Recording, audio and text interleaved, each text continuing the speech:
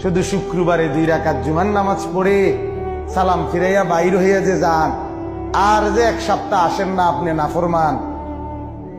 এই 1 সপ্তাহের তো খবর নাই। ওই শুক্রবারের 2 রাকাতেরই কি দশা, এটা কি বুঝনি আমরা?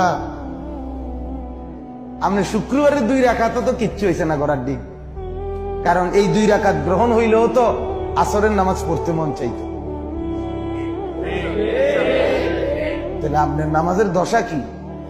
হ্যাঁ, আপনি হাজিরা দেন আইসা আল্লাহকে বুঝান, ঠাট্টা করেন আল্লাহর সাথে, মস্কারি করেন আল্লাহর সাথে, আল্লাহকে সোজা মনে করছেন, বোকা মনে করছেন। নাউযুবিল্লাহ। কি ভাবছেন মিয়া? কি ভাবছেন? কি ভাবছেন?